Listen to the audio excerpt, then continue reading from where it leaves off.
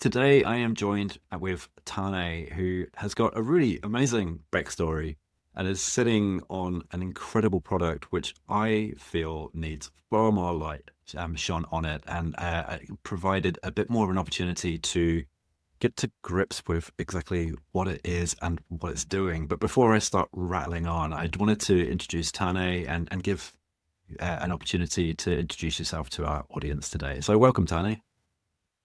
Thanks, Matt. Yes, really love the enthusiasm about the product as well. Appreciate it. Yes, yeah. Obviously, I'm Tane. I'm from a company called Inviol. I founded that company. Our sort of mission is to use computer vision and AI technologies to help keep people safer in the workplace. Yeah, we believe in enhancing people, helping them. Yeah, really creating a tool that creates, or hopefully helps save lives, less injuries at the workplace, and yeah, it just makes health and safety more practical and easier for all sort of levels of people in the organization. Nice. Yeah, look, you're saying all the words that kind of strike a chord with me in terms of simplification, saving lives, cutting through the administrative madness, really, that is synonymous with health and safety. So it's a very welcome kind of approach to it all. I've spent a little bit of time watching some of your previous podcasts and previous interviews that you've been part of. One of the things that struck me was your origin story. It's like it's got to be one of the wildest origin stories I've heard, from tracking dolphins to training AI to keep steelworkers safe. So, what was the moment you realized computer vision could actually save lives? Yeah, a really good question. Well, yeah, it all actually started with Vulcan Steel. So, I led product software development team and just IT in general for Vulcan Steel for about 6 years in the company. I was with my boss at the time, James Wells, who's now on our board. So, real full virtual there. And we were at a Microsoft conference and heard and saw computer vision for the first time. That must have been 6 or 7 years ago now, maybe 7 years ago.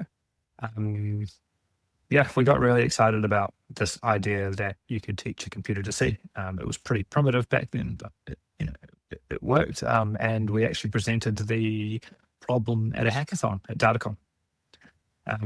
Yeah, so that was cool. And then one guy picked it up, so no one else actually wanted it. I was blown away. I thought it was going to be the most, like, everybody at this hackathon wanted to come and feel the cool computer vision. It was like, imagine that, like teaching computer. Anyway, one 20-odd kid was key, and he was it. So yeah, really, he built a bit of an initial prototype alongside me at Datacom over a weekend. I helped just source data and bits and pieces, but really that just got me thinking along these lines. So then, while I was at Vulcan, I was talking to a friend over a beer, and he was actually looking to commercialize these large drones. When I say large drones, these were drones that had a 6-meter wingspan. He was also working with a founder professor at the University of Auckland who looked after marine mammal conservation, especially one of their focuses was the Maui dolphins. So he wanted to track Maui dolphins with these drones. We were talking about it. I'd had a beer, so I promised that I'd train a computer vision model to find these dolphins. I've had a few beers. Anyway, I think I really like to do what I say I'm going to do, even in those types of situations. So, yeah, that led to 3 to 6 months of evenings and weekends in my office slash bedroom, second bedroom, spare bedroom at the time, teaching, training a model to detect Maui dolphins, which eventually formed into a not-for-profit called Maui 63, which still exists. And we use computer vision and other technologies to track the Maui dolphin over the ocean. I suppose we've actually moved away from these drones. Well, not completely, but we're also using aeroplanes now. And I think our most recent success, which isn't quite publicly announced yet, but here we go. We've completed the first full winter survey of the entire West Coast habitat in 5 days, which is pretty awesome. That's amazing. Gosh, like talk about Yeah. incredible. Uh, The amount of data you must have gathered. That's insane. Yeah, it's pretty insane. Yeah, I mean, we can scan about a kilometer wide of ocean at a time while we're flying and find 1 meter dolphin. There's only 57 of them there, and so our ability to find 1 meter species in a kilometer wide of ocean is pretty cool. Yeah. So I'm only a director on that organization now. My key role is obviously MVO, and so yeah, Maui 63 was working quite well, but never intended to make any money from it. That was never the purpose. It was a not-for-profit. So any money that comes out of that organization, or comes in, I should say, is to go back to do the core work and go to the engineers and the pilots, not someone like me. And so I also was looking at other commercial applications and wanted something that was for purpose. So came back around to this idea that I've been sitting on for 2 years at that stage, based off the early prototypes at Vulcan Steel, to turn this into something real. And turning into something real meant putting an AI edge device in a truck that would detect unsafe behavior, a steel truck, so not when people were on site, but understanding what was going on when people were off site. And then again, coming back to that core sort of philosophy of ours is to coach and train people. And I think that's just really important. It's not just about detecting this type of thing. That's one part of it, but the most important thing is what you do with that data after you've been detected. And so that was a real core focus, I suppose, those two sort of components as we move forward. Yeah, actually, you're right, and it possibly goes back to my enthusiasm for your outcomes and recent announcement on the West Coast. Is in terms of the data that is being gathered, there's a significant amount of data that's being collected within the workplace, and it's I imagine initially for a customer that's introduced this product, this tool, initially it must feel quite overwhelming. Yeah, it depends on how you implement it and what the solution is. Yeah. Yeah, I won't tell all of our secrets around how we do it on Sure. the podcast, but I think the most important part is giving the users enough data to drive change, to change safety culture on site, and not too much.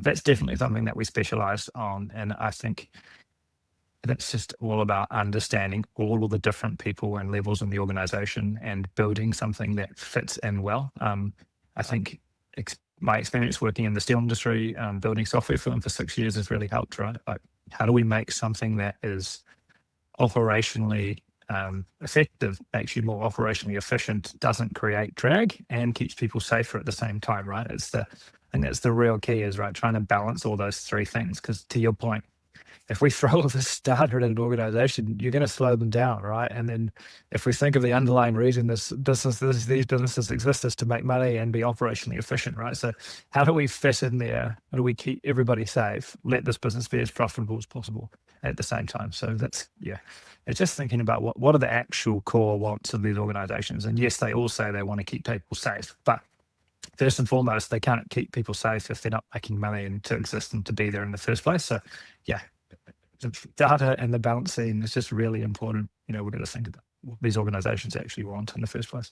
Yeah, cool. No, and you've answered the question really well. Sorry, it was a little bit unkind of me just to throw that at you, but and obviously I appreciate that there are sensitivities in terms of the secret sauce, but you've certainly alluded to the fact that it's making sure that the key stakeholders are identified, that their wants and needs are taken into account. It makes total sense, and I think that's perhaps at least part of why the organization's been so successful. Going back to your experience in those high-risk industries, so Vulcan Steel, for example, I've heard you say that complacency is one of the highest risks in these high-hazard industries, not necessarily ignorance. So how is AI actually helping businesses see the invisible signs that are perhaps creeping in? Yeah, I mean, and complacency can maybe be a little bit of a harsh term.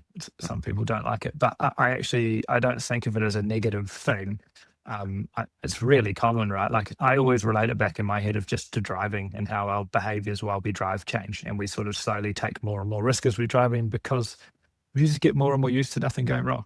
And the exact same thing happens in the workplace. And if I look at the majority of incidents, and even deaths, right? Especially if you think about forklifts and forklift movement and unloading, right? People just get used to things not going wrong because they don't frequently, which is a good thing, right? That's a good thing. But that also results, as humans, we want to be more efficient, right? Because that's one of the core drivers of the business. So we slowly take more and more shortcuts because we're used to the things not going wrong. And then when something does go wrong, which is going to happen at some point, right, our controls are only so good, then we're in the wrong place, right? And if I think about a loading zone as a real clear and easy example, we've got a person standing next to a forklift holding the curtains, right? They don't need to be there. They're just there because nothing ever goes wrong when the guy's taking the pallet off. So I can just stand here and it's fine, right? I just get used to that rather than I could just walk back 5 meters and be completely clear of the side. Because if something does fall off, I'm not in the way. And I completely understand that person's not thinking about that. He's trying to get back on the road to help, be as efficient as possible because that's his job. And so I think that's where it comes back down to. And so what we do is we help businesses identify this risk starting to creep in early. I think you can, and after you've established a baseline that you're happy with. So obviously we help you figure out what's going on. Then we help you coach and train your teams to transform safety culture, to change it on site. And then you sort of find this baseline, right? Like you understand that there's so much risk that has to exist in your business for it to function. And for some businesses, that's next to nothing in reality. And for others, it's a little bit higher based on the building or the constraints that they're working with. And we understand and accept that. So once you have that baseline, I think my key point is that you can use that as a proactive, a lead indicator essentially of what's going on, right? We can start to see that risk creep up. Or even if we think of, if we come back to this sort of complacency concept, that's a lead indicator, right? Because we can actually see it starting to creep to the business. It's far less likely that someone's holding that curtain there as a one-off than they are because they do it every day, every time they're on site, right? So if we can talk to people, remind them of why we do these types of things on a regular basis, you can quite quickly change that behavior on site. Yeah, brilliant. And it doesn't require, or it doesn't wait for that routine site inspection that might happen once, a week, a month, a quarter. And then it also relies on the fact that that particular behavior is happening at that point in time when that person is walking through to do that observation. It's brilliant. It makes so much sense to me. Now you mentioned earlier after a drink or two, and you kind of suggested that I could actually build something to help out with the Maui dolphins. There's, and you mentioned also that you locked yourself away in your room for a few days, weeks, months, beavering away, working on the coding, and I'm making it up. I'm trying to sound like I know what I'm talking about, but coding. And I guess the danger with that approach would be that you're working in isolation and not necessarily marrying it up with the likes of a Vulcan Steel organization, as an example. So, but it sounds like you've happily avoided doing that. And I guess I was just wondering if you could share to other founders of businesses or companies how AI and the way in which you've developed the AI tool. Sorry, I've lost my train of thought. So I was trying to be clever with my leading into that question. I'll just come back to, okay, I'm going to start with this question again. I'll feed it in a bit. So Yeah, sure. You have built Inviol by partnering with industry, not just coding in isolation. So a bit like when you mentioned that you were doing coding in your spare room in the nights and the weekends to help with the Maui dolphins. You've taken that, but you've worked closely with the organization and the businesses to, I guess, avoid making assumptions about the business and helping to ensure that it actually is fit for purpose, right? So I was wondering if you could, for other founders and businesses or business leaders, what could they learn from the approach that you brought for the likes of Vulcan Steel to perhaps commercialize innovation inside a traditional industry like steel processing and manufacturing? Yeah, sure. Trust me, there's still lots of locked away in dark rooms. Yeah. But we always do that after we understand the problem really well. I suppose my advice is have people that you can call all the time and talk to and validate things. And I think the other thing is your customers are going to love this, right? Like even if this is a brand new thing and you're not making any money for it, if we talk about Vulcan, they came on as a partner and an investor early on, but what that really unlocked was the people at the business to talk to, which is awesome. And then I think the one of the real big secrets to a successful product, especially in an enterprise, we talk about Woolworths or something like that. How do you work with all levels of that organization? Because the person signing the check is quite different to the person getting coached at the bottom. And so how do you build a process and build enough relationships in that organization across all those layers, which is really hard, really hard, but to enable you to get that ground level feedback, because those are the people that your tool's influencing the most, right through to, obviously, we need to keep the people, the stakeholders that are going to pay for it or sign those contracts happy as well. And then how do you integrate all of those people into your product decisions? And I mean, really, it's just about having a conversation and calling them and hopefully building up enough of a relationship that you can just ring somebody up, right? And go, hey, what do you think about this? Does this need to do this, or does this need to do this? And get that feedback on an ongoing basis. It's just about asking lots of questions, really understanding what their problem is. And then, yeah, but again, keep it simple and think about all people and all levels on the organization. And maybe my biggest lesson is learning when to say no and figuring out what doesn't fit. And then I think that leads quite heavily into what we're doing from a safety perspective, because it'd be very easy for our product to be all sort of encompassing and do all sorts of different things, right? Because we can see all sorts of things, but we're very narrowly focused on safety. And then we're also very focused on how do we change safety culture of an organization, and then some key ways of doing that, which is enabling people to talk to people about things, right? Which is sort of where we were talking before around those lead indicators and that safety culture change. Yeah, thank you. That's such an insightful response. And I think one of the key themes through what you were just saying was just the importance of marrying people with the tech, right? Like ultimately it's those conversations, it's being able to develop a safe space or safe environment to have open, genuine conversations with the various stakeholders of the organization.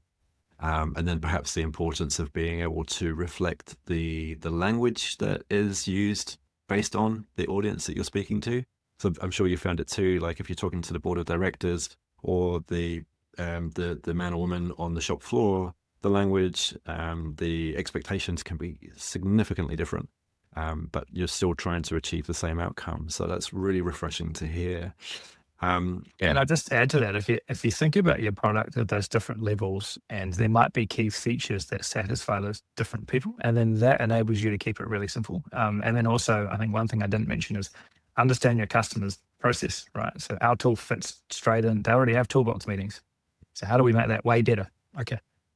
You go, right? This fits in with what you're currently doing, but makes you better. Yeah, I love that. And again, you're definitely talking from the same song sheet as myself, like in terms of if you can reduce the amount of change that is felt or experienced by the end user, you've got a far greater likelihood of it actually being embedded, because it doesn't feel weird or clunky. It's just part of what we already do. So that's really refreshing to hear. That's so cool. Really good approach. Now, obviously, we're talking on the topic of AI, and AI can feel quite intimidating for a lot of people, especially in safety where trust matters. So how do you help companies get comfortable with AI watching their workspaces without that big brother's watching feeling? Yeah, I think that really leads into what we were just sort of talking about as well. Like if you stay clear to your purpose, it's a lot easier. So we've had lots of customers say, hey, can you tell me how long it takes someone to unload this thing and all these things? And I was like, well, yeah, I actually could just do that, right? We have all the data. It's not a problem. But it's like, well, what's our core purpose and what do the people care about? And actually, what's the business's core purpose? And sure, they might want to understand that. But first and foremost, they do want to keep their people safe. So actually, that's an example of where we say no. Like we are a safety focused product. Our workflows, our app, our platform across those different levels of the organization is very safety focused. And one, yeah, you're trying to jam me something in, which sure we could deliver. But two, I think it comes into that AI, that big brother and that watching. If we talk about that specifically for us, it is just existing CCTV we plug into. So it's just plug and play. Your camera's already there. So you usually have a CCTV policy. The cameras are there. Someone could go and watch it anytime, right? So that's kind of pretty well covered and understood already, which is great. That makes it a little bit easier for us. But I actually think that I've had lots of union discussions, and we've had get unions over the line, and we come along and we present, and if I sort of try and boil down my experience from that, because I think that's the best example of where it could be challenging, is that if you're transparent about it and you share, that that worry goes away. And I can use an example with a customer. I won't say who it was, but I was down at their site in Christchurch early days now, or a year and a half ago or so, and I was actually there late in the evening meeting their night shift team with the project lead. So big company. And we said, well, let's go and chat to the teams. Again, opportunity to learn, right? I'm at 10 o'clock on a Thursday night. Yeah. This is, when else am I going to get an opportunity to talk to a night shift team? So I went along. And she said, they'd been live for 2 weeks. She said, we were really worried about Big Brother coming to watch us, and we really didn't like it, and we were really against it. This is the night shift leader.